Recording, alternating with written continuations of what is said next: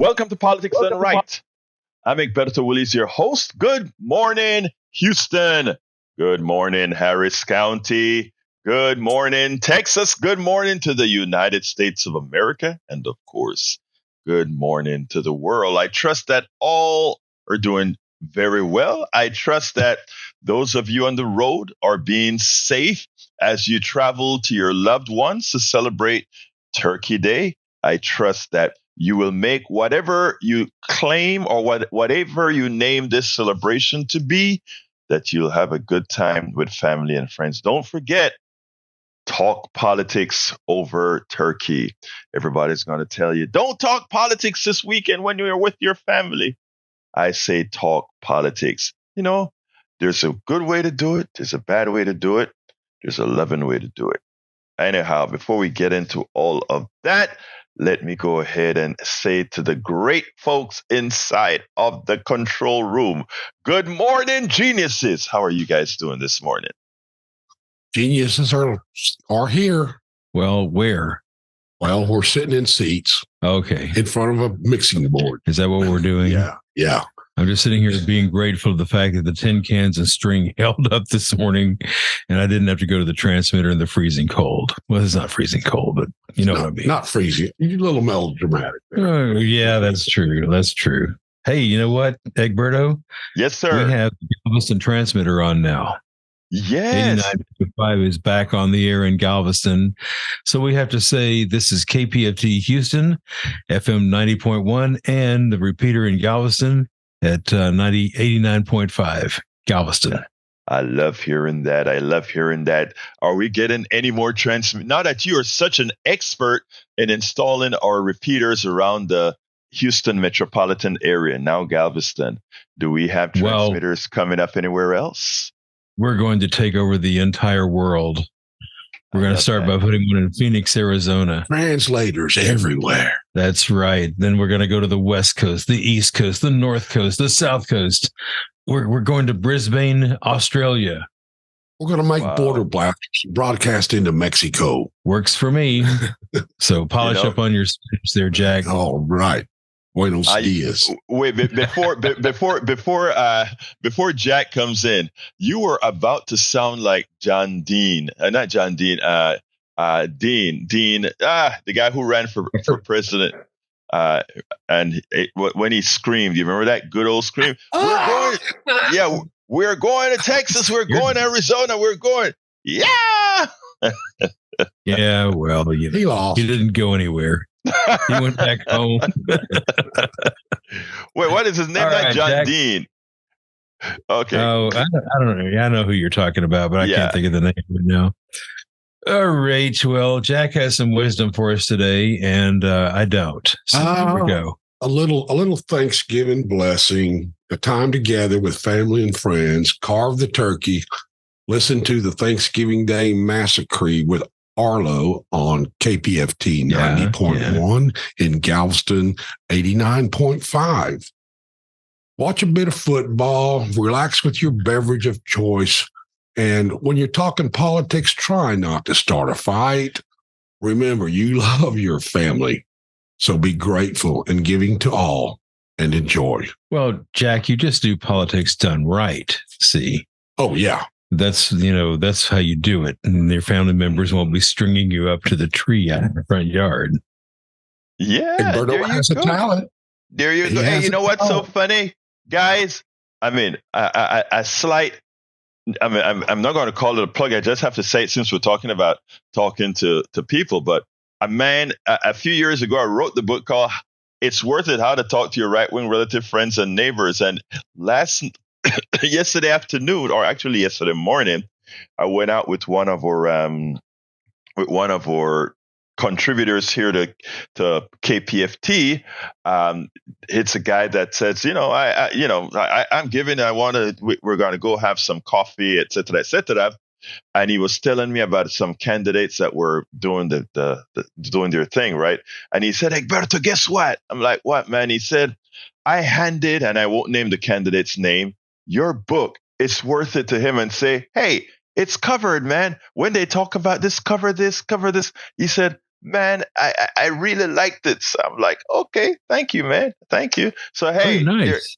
yeah, it was like kind of And, touching. and how was Brian yesterday? Uh, it wasn't Brian, but you know what? I wouldn't mind going out to lunch with Brian. I think Brian would be a character going out to lunch because It'd be Brian a is. trip, yeah. I think it would be fun. I would have fun with Brian. He say, but what about this? Hey, Brian, are you listening, man? Call in earlier. Wake your butt up and call in earlier. All Anyway, right. we are going to have a great show for you guys today. The title of the show is, and I'm getting to it, Trump interview, a real insult to the Hispanic community, according to, well, I'll say who. And Medicare for All was passed in Baltimore. And should we be saying no to hydrogen energy? Well, depending on how it's gotten, hydrogen. Look, let me give you a subtitle first. The former Univision president said that the Trump video was an insult to Hispanics. Baltimore endorsed Medicare for All and no to hydrogen for green energy. And Alistair Waters is in the house in our chat. Good morning to our beautiful Alistair Waters. Anyhow, folks, you know what? I'm going to start there just because I kind of teased you with that hydrogen thing. Well, it turns out the story on climate from Common Dreams. Let me tell you, we have to, those of us that are capturing our news, and the New York Times, the Washington Post, ABC, CBS, NBC, I give them as the mainstream media a hard time. But I want to digress a bit to tell you what I do, because the other day, I was talking about mainstream media with my daughter, and my daughter said, yeah, Dad, I agree. You can't really listen to the media. In fact, I get a lot of information. This is my daughter. I get a lot of information from TikTok. And I said, yeah. I said, one thing though, do you kind of like validate the information from TikTok? Says when it's something important, like, you hear things about Israel, there's this whole storyline on Israel, this whole storyline on going on West Africa right now on resources, etc. And if you go ahead, what you find is a whole lot of professors now, they have TikTok channels, and they give a lot of history and a lot of things they say, they can't say at the University of Texas or at A&M University or anywhere else, right? So the one thing I asked is, do you corroborate your information? And she says, yes. When she sees something and it touches her, she goes ahead and says, wow, I didn't know that. Goes ahead and research it, finds out that it's true because, all the information is out there. So I give a hard time to the mainstream media. But first of all, I want to say that all these mainstream media places, all of them, including Fox News, all of them have within their bodies good reporters.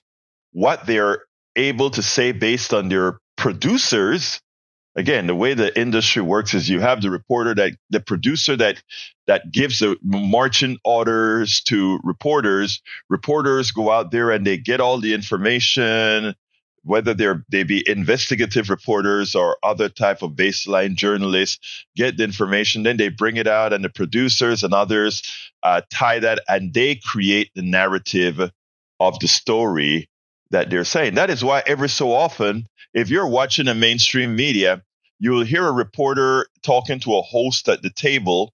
The host may be in the studio, the reporter in the field. And if the reporter sometimes providing a true narrative, you will see how the host, based on what producers are telling them in their ears, may kind of twist the story by the kind of questioning they ask, etc. So it's a lot of times about narratives. A lot of these guys are the guys we went to school with, who, they're not trying to lie to anybody, but ultimately speaking, because of the way things work, that's what occurs. So when my daughter says, but you use a lot of MSNBC and CNN and sometimes Fox News for your show, isn't it? Aren't you just parroting what these guys are saying? And I said, babe, listen to what I do. I take the stories, which again, most of the times, these guys are trying to do something. I mean, I don't think they're trying to be overtly bad or anything like that. But narrative then becomes the question. When Welker goes ahead and asks the new Speaker of the House, what is it that what are the issues that concerns him, and she doesn't bring up his proclivity to theocracy. That becomes a problem, right? And those are the types of things that we do. And when I say we, I'm talking about bloggers and the independent media. Those are the things that we do with what the mainstream media does. So if you watch, let's say, Open House, or if you watch TYT, or if you watch any one of these independent type medias, what you find is that is what you do. Independent media doesn't have the money to go ahead and hire reporters all over the world to cover stories. So the expectation is that out of what's reported, you can, and not only that, since you're using many sources, you can finagle what the truth is based on the kind of coverage that you're getting. And that's what we do. We take a lot of the news out there, put some logic onto it, and then present it based on not only our experiences, but based on the physical numbers and actual things that we can see. So that's the answer there. But anyhow, so Climate Group warns world must not fall for the hydrogen hype. I've picked up this story at Common Dreams, and to put that into context is what I was saying. Why I love Common Dreams, it'll take the stories and do exactly right. It not only applies what I call the progressive narrative onto it, which means an objective narrative with a slant towards we want to move forward, but it also tries its best not to miscalculate the information. So anyhow, Climate Group warns world must not fall for hydrogen hype. Rather than betting on unapproved and inefficient hydrogen technologies, we need rich countries to put their money towards a just energy transition, said a Friends of the Earth campaigner. So here it goes. Amid preparations for COP28, the United Nations Climate Summit kicking off next week, a leading green group warned Tuesday that hydrogen is big polluters' latest trick, and we can't afford to fall for it. Anytime you see an oil company jump onto something that they can claim is green energy, hey, hold your horses. Let me just digress a minute and talk a little bit about hydrogen. Hydrogen is our simplest element on the planet. One atom, or rather one electron, one proton, and depending on the isotope, it can have different flavors of neutrons, etc.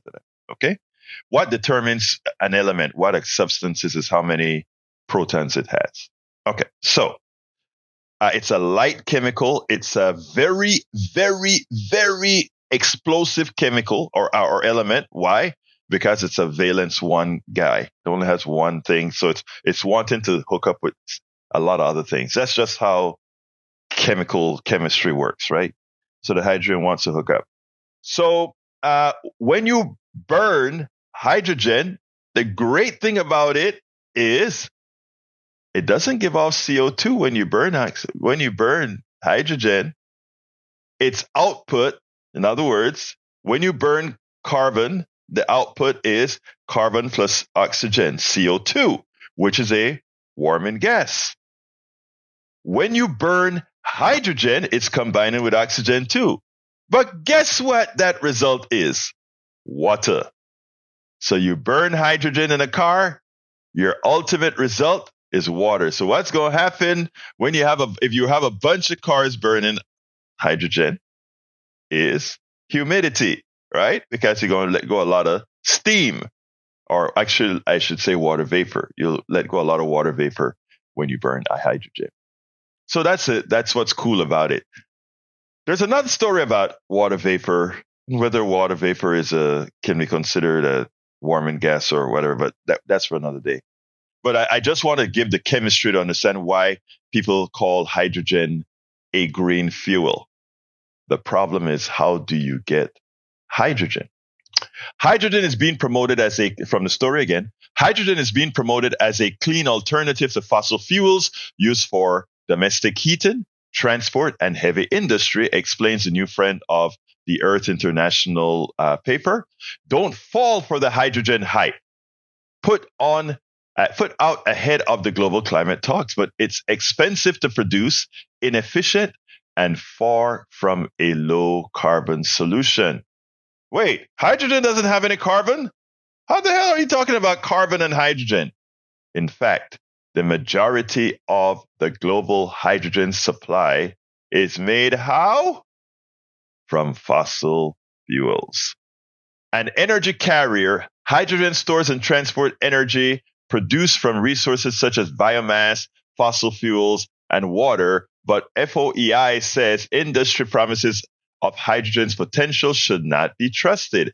Hydrogen, just like the fossil fuels and other false climate change solutions pushed by that same industry, further reinforces neo-colonial patterns of extractivism and exploitation. The group's paper begins by debunking the hydrogen rainbow, citing the International Energy Agency. It states the following. Globally, more than 62% of hydrogen production is derived from fossil gas, known as gray hydrogen, blue hydrogen when coupled with carbon capture and storage, or turquoise hydrogen when produced from methane pyrolysis. About 21% comes from coal and lignite, black and brown hydrogen. 16% is produced as a byproduct at refineries, 0.5% derived from oil, whilst only 0.1% is produced via water electrolysis, green from renewable electricity, purple, pink from nuclear. I don't know if you guys remember that thing in high school where you put water in two tubes and you pass electricity through the two tubes that have a slight electrolyte in it, and you produce oxygen in one tube and you produce hydrogen in the other tube. I remember that. And then we'll burn the hydrogen to show that it was hydrogen. I remember that experiment that we used to do back in Panama in the school, just to show what electrolysis was all about. But again, to do electrolysis, which is not how most hydrogen is produced, still requires an energy source. That energy source, even if it's green energy, the problem is you're using one energy source to separate hydrogen from oxygen. And the question is, the amount of energy that you put into electrolysis, does burning that hydrogen back into water create more energy or less energy than what was used to put it in? Conservation of energy applies, folks. Conservation of energy applies. While some groups support green hydrogen, critics, including FOEI, emphasizes that along with being incredibly uncommon, it demands huge amounts of cheap renewable energy to function, rendering the process highly inefficient, and requires vast amounts of water, an increasingly rare and precious resource that shouldn't be wasted. Let me say one thing, though, that I wish the article would sort of put more statement on, right? Because here's the reality. What is a battery? A battery is a way to store electricity, right? You store electricity in a battery. In some batteries, that's a chemical reaction that goes on to save that electricity. If you have a lead acid battery, you get a chemical reaction that is reversed to produce electricity from, your car. When you're charging your car battery from your alternator, it's pushing electricity into that lead acid battery. It is changing the chemical behavior of the lead in reaction with sulfuric acid to create the battery. Guess what? In this respect, electrolysis is a battery, right? It's creating hydrogen to store what electricity wasn't used or whatever. So, I mean, there are ways that we can say we use excess electricity produced by green energy in high performance times that we could consider the creation of hydrogen nothing more than a battery, right? Or, just like if you have excess energy, you could say pump water up a hill so that when there's no more wind blowing, you just bring that water from down the hill, pass it through a turbine. That's also a battery. You can call these things back in stores. So, I mean, there are a lot of ways to look at this. The thing that you have to ask yourself is what's the most efficient way to create batteries? And that wasn't the position of the article specifically, but that's a position that I try to tell folks. Whenever we're talking about transforming one form of energy into another, right, and storing it, that storage is called a battery. A lot of people complain about wind power. They complain about solar power. They complain about wave energy. And they said those things are periodic. Sometimes they're waves, sometimes they're not. Sometimes there's sun, sometimes there's not. Sometimes there's wind, sometimes there's not. Batteries become very important to save it to save that energy. We should have a plethora of ways to do many different ways in which to save that energy so that when the wind isn't blowing, the sun isn't shining, the waves aren't going, that we can actually still have energy. And batteries, again, can be hydrogen. Batteries, again, can be a dam holding back water at a higher level that will pass through a turbine. And batteries can be the chemical reaction in a lead acid battery, the chemical reaction in a cadmium battery, or one of these types of batteries that we use. Okay. All right. Continuing. Pushed by the same fossil industry that has caused and continues to fuel the climate crisis, hydrogen is yet another false solution sold by the industry as a magical fix which allows business as usual to continue. The paper asserts, like other false situations, it represents a dangerous distraction from the urgent, deep, real emission cuts that are needed to address the climate crisis. Climate scientists and energy experts have long said that humanity must rapidly phase out fossil fuels to avoid the most catastrophic effects of heating the planet and meet the Paris Green goal of limiting global temperature rise this century to 1.5 degrees. As we told you yesterday, that already has been surpassed a few days of the week, where it actually surpassed 2 degrees centigrade over the entire country. Welcome aboard, Paul Fleming Sr. from Atlanta, Georgia. Great to see you here, my friend. The FOI papers points out that in addition to propping up polluters by justifying more fossil gas, hydrogen conveniently allows the fossil industry to push another one of its lifeless carbon capture and storage, an unproven techno fix that global climate groups are also warning about the lead up to COP28 in the United Arab Emirates. When they talk about carbon capture not being real, though, I'm going to tell you something. I think in the long run, we are probably going to have to institute some massive form of carbon capturing, because if we just rely on plants, and plants are the biggest form of carbon capture, right? And even you are a carbon capture because your body, CHON, CHON, the chemical makeup of your body, is a hell of a lot of carbon. Plants, everything, all of that is carbon capture. Carbon is one of the largest batteries out there. We just don't want to burn that battery because it throws warming gases right back into the air. So anyhow, continuing. It is unsurprising that hydrogen, just like the fossil fuels and other false climate solutions pushed by the same industry, further reinforces neocolonial patterns of extractivism and exploitation. The publication continues, highlighting how the oil and gas sector has shown time and again its disregard for communities and the environment, especially in the global South. Yegeshni Moodley from Friends of the Earth, South Africa Groundwork said in a statement that in the global South, green hydrogen receives public money, yet serves only private interests. As governments collude with corporations over mega infrastructure projects, communities struggle to keep their ancestral lands, water, and scant water resources intact.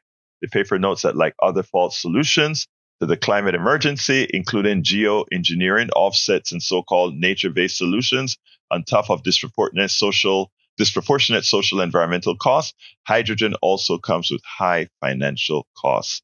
FIO advocacy officer Lisa Masson argued that rather than betting on unproven and efficient hydrogen technologies, we need rich countries to put their money towards a just energy transition, one that puts power in the hands of people, not corporations. Already, some governments are pouring money into hydrogen. U.S. President Joe Biden last month announced a historic investment of up to $7 billion for 7 hubs across the United States, the nation that has historically contributed the most to human-caused global heating. Meanwhile, in the European Union, the gas lobby has succeeded in securing several pieces of legislation promoting hydrogen, including legislation that allows public funds to go to fossil gas infrastructure as long as it promises to be hydrogen friendly, despite the fact that Europe already has more gas infrastructure than necessary. Look, I am for, I say no to putting all your money into, let's say, something like hydrogen. All these things I do think, however, needs to earn your keep. And I do think we need to do our investments in all these forms of energies and see what is best, do all the calculations that are necessary. Because again, every single person, every single entity just doesn't know what's best. I think we have to and I don't want to sound like a capitalist here, but I think we have to put some market into this to see what actually works best with what humanity in the aggregate wants. Anyhow, let's see. Paul Fleming says, Rachel Maddow looks at how authoritarians around the world make a priority of attacking the media that criticizes them and ends that tendency and denotes that tendency in Donald Trump and the Trumpy class of Republicans and billionaires who emulate autocrats. I hear you, Paul Fleming. I hear you. Anyway, folks, the telephone number is, what's your thoughts?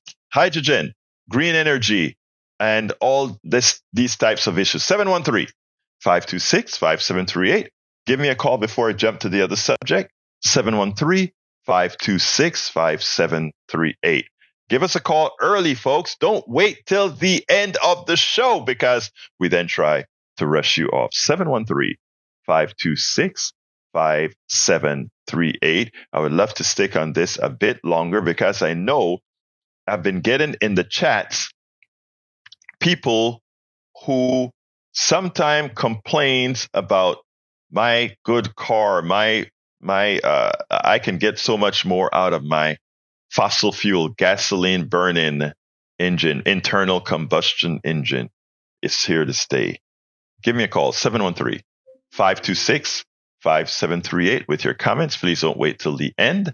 If you're on the road, just voice it out and say, hey, call 713-526-5738.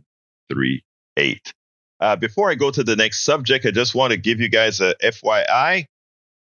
I have prepared last night, worked too darn late, didn't get my exercise in because I had to get some programs to our expert in the studio, El Senor Howard Reynolds. So I was fixing up the programs for Thanksgiving and the programs for the day after Thanksgiving. And I want to tell you, those are some programs that you're going to want to listen to.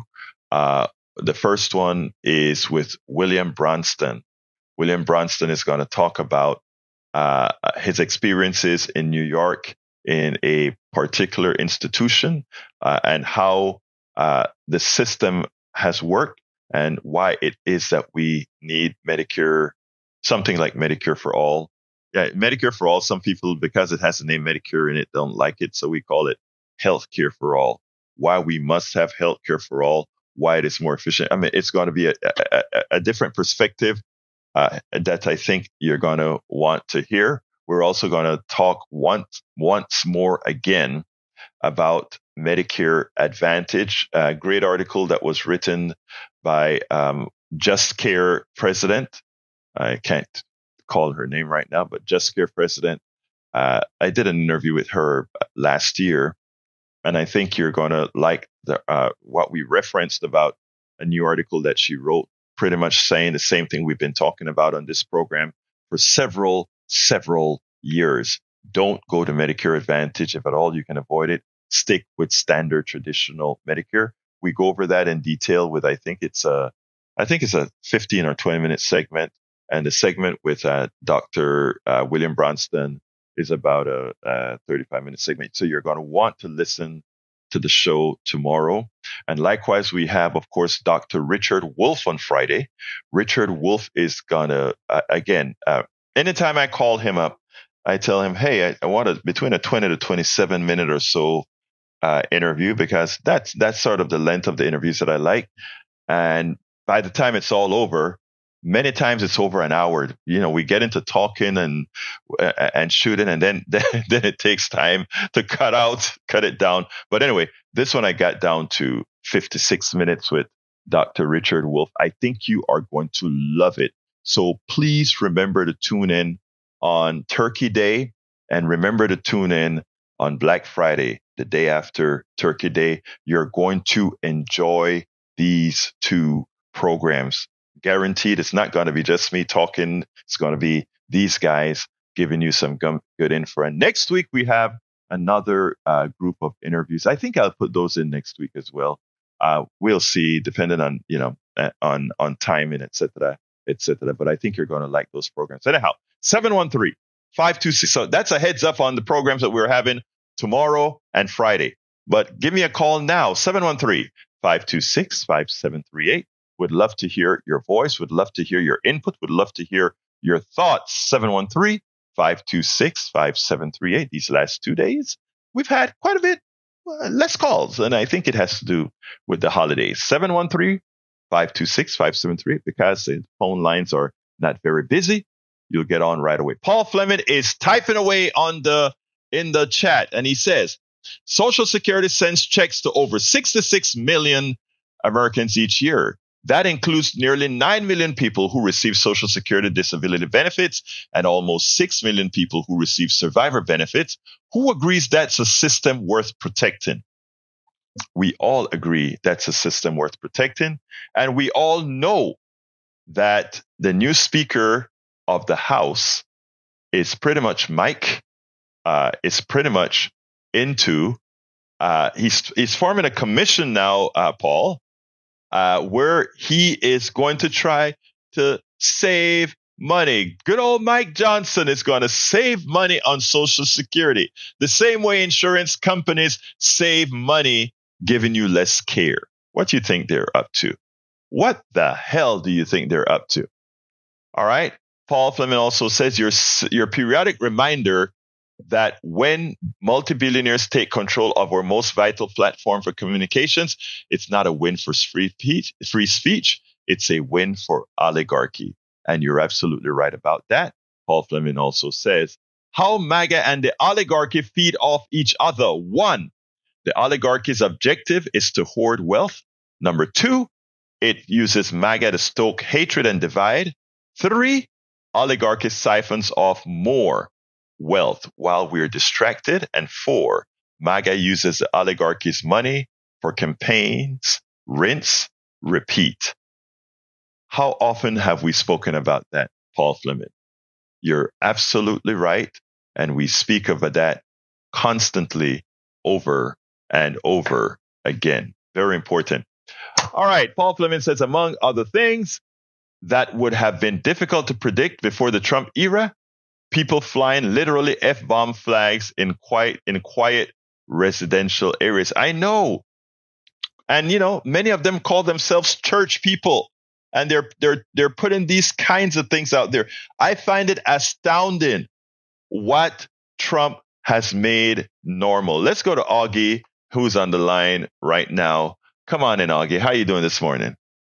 Okay, especially when I listen to you guys and Richard Wolf, too. Hydrogen. All I got to say is remember the Hindenburg. Yes, hydrogen. Exactly. That's one spark and the whole ship came down. That's right. It ended the airship movement. Yeah, I remember well. The thing about it is, look, it's like I said in the beginning of the show, it's one of those one valence elements, which means it is highly, highly chemically active. And that is explosive, almost like magnesium, right? I think magnesium is a 1 or 2 valent type element where it's always ready to react. And it's really hot when it does react. Yes. Anyway, what's up, Augie? What do you have for me this morning? About the election and your votes count. And like I said, if Hillary had been elected, we would not have had those 3 Supreme Court judges. And I guess that's about it for today. Yeah, well, look, Augie, thank you very much for that. I want to reinforce on what you just said. Hillary lost the election, Augie, not in popular vote, but in 3 states: Pennsylvania, Michigan, and Wisconsin. Okay? And the sum total of the votes that she lost the election by was something on the order of 80,000 votes. In the total amount of votes cast, inconsequential. But think about it. Think about if Hillary did a little bit more work in Milwaukee. Think about if Hillary did a little bit more work in Detroit. Think about if Hillary did a little bit more work in Philadelphia. She would be president. We would have had 3 new Supreme Court judges biased towards moving forward, the progressive mantra. That simple thing changed American and world history. So the importance of your vote could not possibly be understated. But Augie, I have another number to tell you. Hillary lost by 80,000 votes in the Electoral College, right? Guess by how many votes Biden won in the Electoral College? Can you guess? How many? 40,000 votes. 40,000 votes. So Trump has less to pick up than does Hillary have had to pick up to win an election. That's how crazy and undemocratic our country is. Had Wisconsin, Pennsylvania, and Michigan switched by 40,000 votes, we would be talking about President Trump's second term. In other words, Biden won by less votes than Hillary lost. That's a crazy scenario that should have us concerned as hell with making sure we get everybody out there to vote. Because Biden also won. Think about this too, my brother. Biden won by 7 million votes, while Hillary won by 3 million votes. Biden won by 7 million votes. And still, we could have had a President Trump losing by 7 million votes, but winning the Electoral College. It's crazy. Thank you very much for calling in. Anything else, my brother? Electoral College, one more thing. There was a guy that voted in Electoral College, and it was a Democratic district, but he voted for Trump. Yeah. He went against what he represented, the people he represented. And I wonder if there was any more besides him. And he admitted to it. Well, it's interesting because the way it works in the Electoral College is all the votes, except for 2 states. I think that one state is where there are 2 states in the country where the state gives permission for the Electoral College to be split. One is it's a red state. I can't remember which state it is that splits the vote, and I think the other one is Maine. That the winner of the state doesn't get all the Electoral Colleges the votes, but all the others, I think by state law, the winner of that state gets all the Electoral Colleges from that state. But again, it's a completely ridiculous way to run a country. But what can I say? The founding fathers wanted to make sure that there was a way that they could. Well, we will go into that another day. Thank you, Augie. Yeah, thanks. Let's go to Tag. Come on in, Tag. Good morning, Edberto. How are you doing, sir? Great, thank you. How about yourself? I am doing fine, sir. Happy Turkey Day tomorrow. Thank you. We haven't found those 29-cent turkey yet, though. I don't know what happened to that, but I hear you, man. Talk to me. I just heard you talk about green hydrogen. Yes. And from what I've been reading, there are several different colors attributed to hydrogen. Yes. And what I understand, the green hydrogen is made from wind or solar. Right. So it's completely green. And I mean, there really isn't any hydrocarbons or anything. But I think, if I remember correctly, that like if they call it gray hydrogen, it comes naturally from the earth. Yeah. And like blue hydrogen might be made from natural gas. So I think it's important to remember that when we're talking about hydrogen, it's not necessarily carbon free all the time. They sometimes will use carbon to produce hydrogen, but green hydrogen obviously is the best because it's made from wind or solar. So did you hear me? Did you hear while I was talking from the beginning, or did you come in the middle of the program? No, I heard you from the beginning. Okay, because there is one. The reason I'm saying that, and I'm sorry to interrupt. I want to read a paragraph for you because it goes as follows. Globally, more than 62% of hydrogen production is derived from fossil gas, known as gray hydrogen, blue hydrogen when coupled with carbon capture and storage, or turquoise hydrogen when produced from methane pyrolysis. About 21% comes from coal and lignite, black-brown hydrogen, and 16% is produced as a byproduct at refineries. 0.5% derived from oil, whilst only 0.1% is produced via water electrolysis, green from renewable electricity, purple, pink from nuclear. So those are the colors you're talking about. Exactly. And I appreciate you mentioning that because there are a lot of different colors attributed to how it's actually made. And the great thing is Denmark, who is a world leader on green energy. Mm-hmm. And they use their wind especially, but solar also, to make hydrogen when they have excess electrical power. Right. So the hydrogen ends up being like a battery almost, where you can store the extra energy that you've captured through your green power. So I think it's real important to understand, how these things work.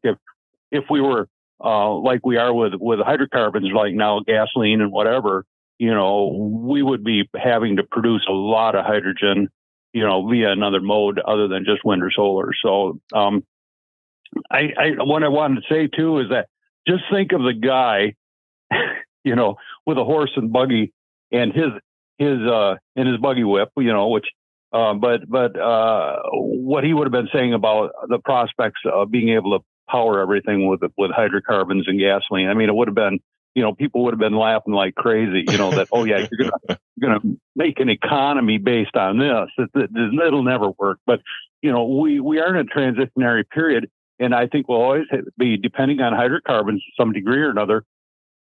But there's new and better things coming, and I think that in order for us to make that transition, there has to be some demand. That somebody's got to be building these things, like Tesla or somebody who's got to be making these things to, usher in the new system. So also, Tag, that is where government comes in, right?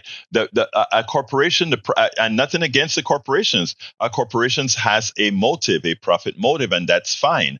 But when we are talking about things that have existential value, like saving the climate, that is where we have government, right? Government doesn't have to make a profit, and as such, they can do that which is good.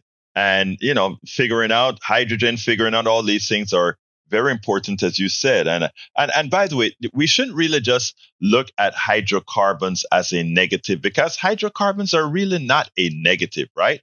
There's stuff to do with hydrocarbons. And let me tell you one other thing. Hydrocarbons came from living things, right? In other words, we had trees and we had animals and we had all these things that turned into hydrocarbons. So the reality is that there's also a break-even point, right? Where people say, but we always are going to need certain types of cosmetics and oils. And yeah, that's true. But what we want is to find that balance, right? Where as we use more hydrocarbons, it is taken right back out of the air through the different processes that we have, growing up plants, growing up animals, growing all, it's all one a cycle. It's actually, believe it or not, it's called a carbon cycle, right? And what we have to do is reduce the carbon cycle, the excess carbon cycle, and bring on the other renewables that we have. So, Tag, good point that you allowed me to kind of append to. Anything else you want to add, sir? Yeah, I just have to. I have an opinion about where the oils and the hydrocarbons come from. Mm-hmm. I know the standard is like, a dinosaur died in a pit and it become hydrocarbons. But I know in LA, in LA they have a tar pit where they know that's fact. The thing is that the Earth's core, the magna, it's giving off heat, and it's also giving off smoke and whatever comes off from molten iron, And I'm of the opinion that a certain amount of our oil is formed in the earth that way rather than from plants and whatever. So I think if you ever walked into a cigarette smoker's house and seen all the oil on their walls and everything, or even in your kitchen, where you've been cooking, there's can be a lot of oil. We know that oil comes from smoke. So first, let me just say, I don't think that there's any objection to that. Look, it's a chemical, man. So there are many different ways in which carbon is going to be extracted or carbon is going to be placed. Carbon is just one other element on our great Earth, So there are a lot of other processes that probably goes into it. So I don't see any reason to disagree with what you're saying. And in fact, I'm pretty sure you could probably find a paper on that. Yeah. There's some Russians that wrote a research paper on this topic, that the oils actually comes from the molten core of the earth and the heat and smoke that comes off it. But who listens to Russians anymore, right? No, well, actually, Russians are great scientists now. Look, all these, you have great scientists from every darn country, So, I forgot the guy that for a long time he had I think he had escaped and came to the United States. My mind is failing me sometimes. I used to remember all these names, and I don't remember all these names anymore. Like Howard Dean, I was trying to remember a few minutes ago, and it's like, oh God, I got to think about it. Oh, it's Howard Dean. Anyway, Tag, I got to go to Mitchell. Anything else before I run to Mitchell? If you want to remember something, don't think about it. That's the best way to have that. All right, Tag, you have a wonderful turkey day, brother. Take care. All right, let's go to Mitchell. Come on in, Mitchell. Hello, Egberto? Yes, Egberto hablando. Talk to me. Hello. I just wanted to make a comment because yesterday, one of your special listeners, the one who we all love to listen to, Mr. Brian, he made a comment about the solar panel technology hasn't advanced, but then he said a comment about capitalism not being a threat. But it's just so idiotic to not realize that the reason why the solar panel technology hasn't advanced is because of capitalism. They're the ones that, big oil and gas companies don't want that technology to advance because it's going to take away from the profits. Exactly. Look, I hope you listen on Friday to the program if you have the ability to do so, because I have Richard Wolff on, who's I would consider one of my preferred economists because he doesn't shoot the bull. He doesn't try to be in the middle just to be accepted. He just says things the way they are, which is what you just said. The direct responsibility of most of our problems, whether it be climate, whether it be health, all of these issues are directly a product of capitalism. The wars that we have, a direct result of capitalism. We can enumerate all the reasons why, and it's not difficult. And that is not just to blatantly knock capitalism. That is just to say That is capitalism by design. It has no heart. It has no soul. It's capitalism. It's all about the maximization of capital. And if that means dead people, it means dead people. If it means climate change, it means climate change. So, Mitchell, you nailed it. Anything else, my brother? I just hope that I just hope that your listeners also doubt that. I mean, sometimes people talk on here and they're just so one-sided and they're blinded to the facts. But all right, thank you so much. Have a great day. You too, Mitchell. Well, ironically, Brian is on the other line, and I love to have my brother Brian because he always has a good critique for me. So, my dear brother Brian, first of all, thank you for calling in a bit earlier today. Talk to me, Brian. Yeah. What is the percentage of carbon in the atmosphere right now? I don't know, but I can look it up for you. But I know that it's more than. Okay. Yeah. Go ahead. Yeah, it's 0.4%. Okay. Okay. What's the percentage of that is man-made? Quite a bit of it. Okay, actually, okay. Let's get it clear now, because what I did is I wanted to make sure. One of the things that I do here is I don't lie. I make sure to give factual information. Okay. So the amount of carbon from the National Energy Laboratory right now is 0.04%. Yeah. No, 0.4. Oh, 0.4. What did I say? I said 0.04, right?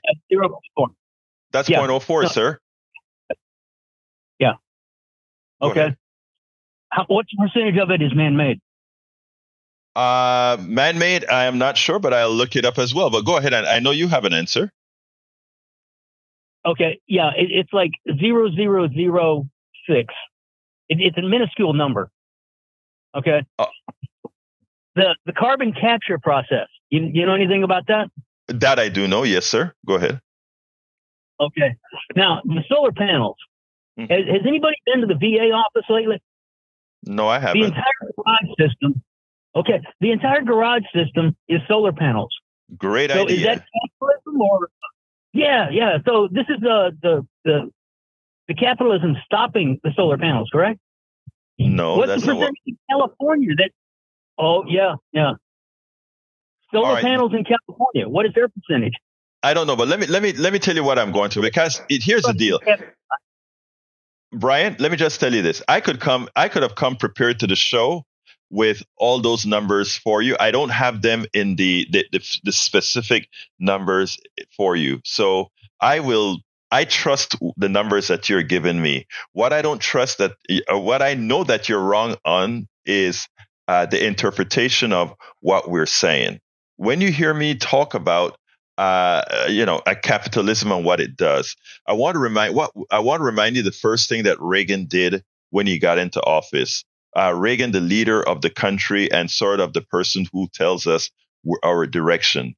While Carter placed solar panels on the roof of the White House, Reagan wanted to prove a point, and he tore them down. And the idea was, to hell with green energy, to hell with solar energy. We are a carbon burning country.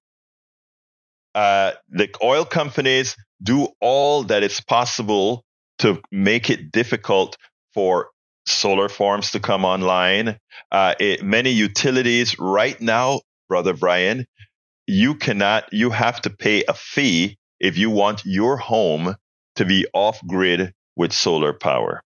So that is where I'm talking about the many things that capitalism does to prevent things like the mass use of solar panels. I also gave you the story yesterday of the quotes that I received from companies for the same type of setup, from $90,000 all the way down to $30,000 for solar panel in my home. That's capitalism in action. What else would you like to say? Okay, what percentage of Texas energy source comes from wind power? Oh, the highest in the country. I don't know what percentage, but it's a high percentage, and it's the most in the country. Yeah, it's 24%, and it failed badly during the big freeze. Okay, stop right there. Whoa. Stop right there, please. Please stop.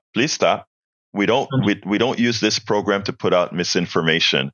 You can find all reputable sources that made it clear that it's the it's not weatherizing the gas plants that caused the outages that we had. And in fact, absent wind power, we would have had a collapse in the grid. That's a statement of fact that if you are interested in researching, Brian, you honestly can.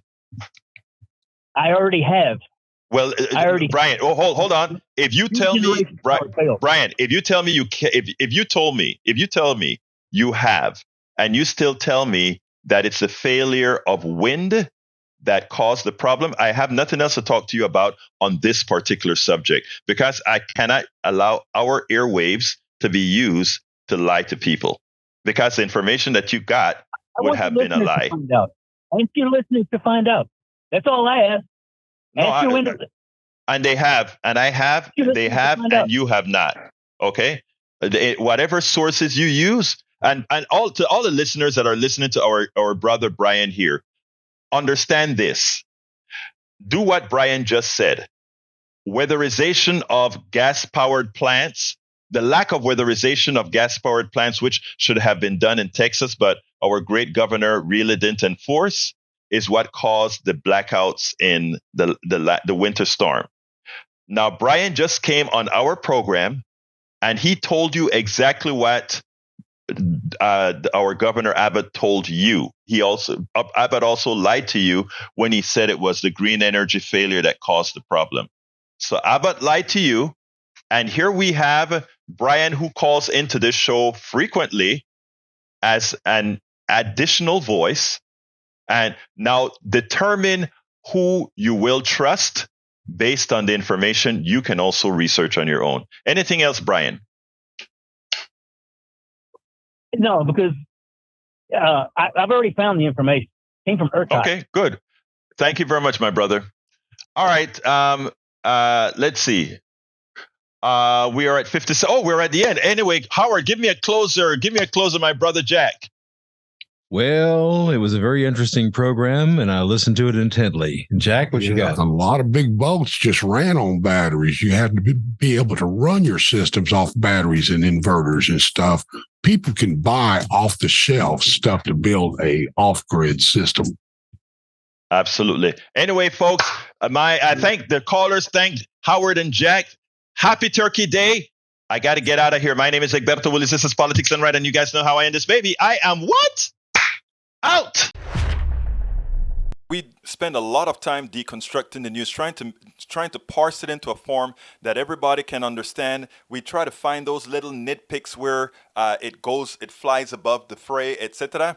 If you really like these videos that we do, I want to ask a big favor. Please go ahead. Number 1, subscribe to our channel. And number 2, please join if you can. Thank you so kindly for watching. Keep watching. Please remember to share. We must populate the entire internet with our progressive message, a message that we know is what most Americans say that they want. So help us, please join.